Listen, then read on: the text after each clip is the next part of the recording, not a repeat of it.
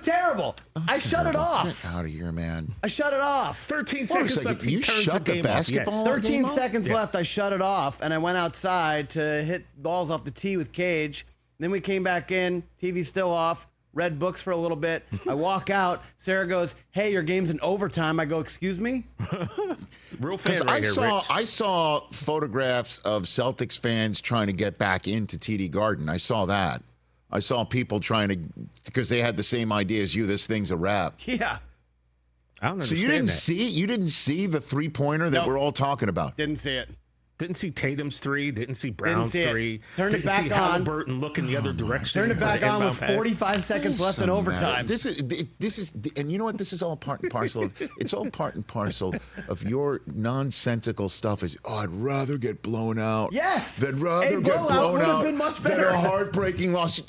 Toughen up. Is what I'm saying. You. I can't believe I'm saying this to you. Jeez, I get can't outta believe I here. could say this to you. This team makes me so angry. But you and gotta everyone in stick Boston is through it. infuriated. Their coach stinks. Let me just tell you right what does now. that feel like to have your team win Game 1 of the Eastern Conference And in Finals that fashion. and still be angry about Yes. it? What's that like? Well, it's a Boston sports fan. I guess. You're not happy. Jeez. You're at your happiest When when you're you're at unhappy? your most unhappy. I don't get it, There's a but- phrase in Oh, parenting my is that God. you're only as happy as your least happy child. Okay. Okay. That's true. That's That's the thing. That's it. Okay. That's the phrase in parenting. In Boston sports, you're only happy. Your happiest moment is when you're at your least happiest moment. It's kind of weird. It's ridiculous. I would give But it's anything also to be in take that that position. and then It's add true. on the layer of his nonsensical approach of I'd rather have my team blown out than have a really tight game and be in it and then be Well, be the majority let of the people and then agree have with my me, heart so. broken at the end. You're That's the when only you one turn who it really off. thinks like that. Yeah, I turned it off because I was mad. Well, You man, missed out, bro. You missed out. how does a Pacer fan feel today? What, feeling like, hey, Well, they we had a blew it. shot, They like blew it, yeah. that anybody who thinks that we're not going to be in this series, well, guess what? We can be. And, you know, that's what you're hanging your hat on right now. Anybody else who thought like our 7-game series with the Knicks was so grueling that we would be just running on fumes against the Celtics? And we weren't. Well, they have a And- better coach in this series, and that goes a long way. Well, the coach that you say is better in this series, and you may be correct, okay, said it was his bad. While you were hitting balls with Cage, Jaylen Brown is spotting up for 3, down 3 with seconds to go, and Pascal Siakam is late on getting back on defense, getting to him in the corner on defense. And sure enough, he gets there in time for Brown to have to get a little hitch in his giddy up before he takes the 3. And instead of reaching out and fouling, and he stands there with his arms behind his back and saying, I'm not touching him, ref. We're not going to have a 4-point play and lose. And it's just like the weirdest shot. Like when we showing it on our screen, it's just like he doesn't get up to contest it. He doesn't even like take the risk of getting underneath him where it's a flagrant foul. He doesn't even take the chance to try and block it. He doesn't want to get, yeah. He's just standing there hoping that will be enough to get Jaylen Brown off his 3-point game. And, you know, I mean, again, the Celtics weren't lighting it up from 3, which is their problem. They at least saw the reverse happen to their opponent, which is they're the ones who had the turnover problems, 22 of them. Celtics had 11 steals last night. Yeah. So, but that was just one of the weirdest moments because when Brown didn't catch and fire and like reset himself, I thought that's when Siakam could just reach out and grab him.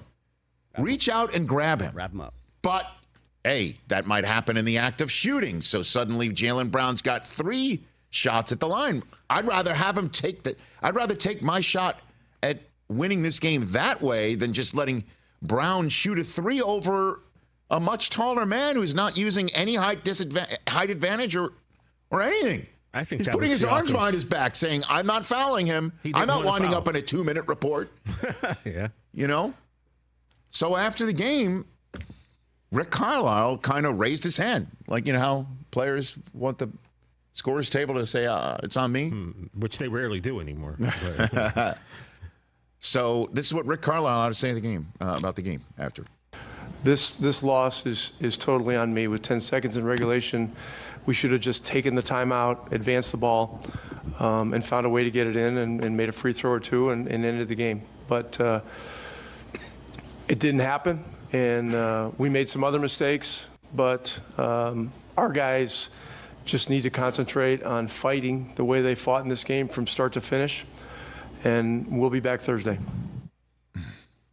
So he's talking about their own offensive possession that didn't lead to more points on the board, so it wouldn't have mattered if Pascal Siakam just let Jaylen Brown shoot the three. But that's the shot that everyone's talking about today. They're not talking about the strategy right beforehand. Yeah, but if he does call a timeout and advance at the ball, which they should have, just that whole play was just a cluster. Like, Siakam's running towards Boston's hoop, full speed.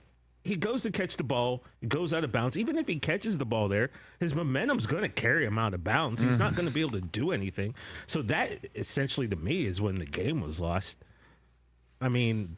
But how do you not foul up three? How do you not do it? Halliburton dribbling off his knee and going out of bounds. Well, they had 22 turnovers last night. I mean, you can't. I mean, and there was no switch on the screen, which is how Siakam ended up on Jaylen Brown. I mean, like McConnell should have switched. Give Indiana so much credit. They turned it over 22 times. They had an insane free throw disparity. Like Boston got to the line so many times. They only had 3 free throws at one point in the game, Indiana, and they went shot lights out. And they have great coaching. They have really tough, hard-nosed players. And they gave the Celtics all kinds of problems last night when Boston had all the rest. I don't want to hear the excuses. They had the home court. Indiana needed to win that game. They should have won the game. And now you got to win 4 out of the next 6. And that seems really, really difficult. Certainly if Porzingis is back for the lion's share of those 6, that, they're expecting him back game 4. It's entirely possible. And Chris, like I asked you yesterday, because Boston hadn't really played a game of real relevance in so long, how did you think that would affect them? And it's tough. They pulled out a game, but all their previous they've only had two playoff games with clutch minutes, which is a couple of possessions late in the game. Their games have either been 20-point wins or 20-point losses. How are they going to respond? And they got super lucky. Yeah, but luck, you got to take luck into consideration, right, Rich? It's all part of it. And certainly if the luck is allowing a clean look at 3 for one of the best shooters in the game. This is what Jaylen Brown had to say afterwards. Welcome to the NBA playoffs. You just got to manage your emotions of the game. Anything can happen. The game is not over until the final whistle, the final buzzer sounds. And that was a good example of that. We was able to turn them over a little bit towards the end, one with Halliburton on the sideline, and I was able to get the deflection off of Siakam that just extended the game. And it's not over till it's over. And we found a way to win this game at the very end. Hey, man, listen, I know they won 60 games. It's just not going to be easy. That's all. It's not going to be easy, and the Pacers prove that they're not going to just shrink because they got to this point, and that the reason why they won the 7 games.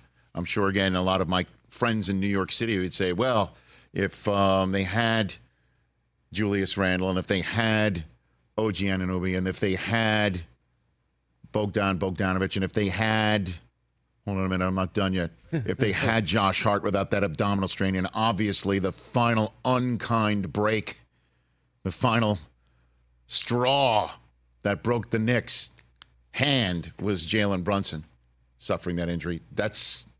Be that as it may, the Pacers showed up, and they almost came away with the win. They played great. 70 guys in double figures. Dude, 60 wins just doesn't matter anymore. It just doesn't matter anymore. And I think maybe this will be helpful in the cause, Chris, because, I mean, they got bloodied once in their previous 2 series, both at home. And those games weren't close, So again, like this is good to get the juices flowing. Battle tested, grit. Shout out Drew Holiday, played 48 minutes, shot 10 of 16, was awesome last night. But look, got to have more bench production. Sam Hauser can't just play 9 minutes. Luke Cornett can't play 13. Al Horford is 800 years old. He can't play 40 minutes. Brother, this is the scoop. And this is the honest truth, and you know it too, and we'll see how they handle it. They're a 60-win team that everybody thought the entire season long the problem for them would be in the form of the Bucks with Giannis and Lillard, or in the form of the Sixers with Embiid. But that doesn't matter. They should have dropped game 1. I get it. I'm just saying to you that it would be in the form of a problem coming out from the West, whether it's the defending champs or even the young Studley Thunder. All of them have been removed from the equation. Oh, Every last one of them. This So is now, such an easy now path for this the is title. this is now that sort of sensibility, and those are external. Those are external conversations. Those are external, and they can say that they don't hear it or not. But the bottom line is, this is the Celtics championship to lose. 1,000%. And how if they do don't win they it, the handle coach should be that? fired. It should all be blown up. And how do they handle that? And does it come to roost in a playoff game, in a crucible? And the answer last night was no.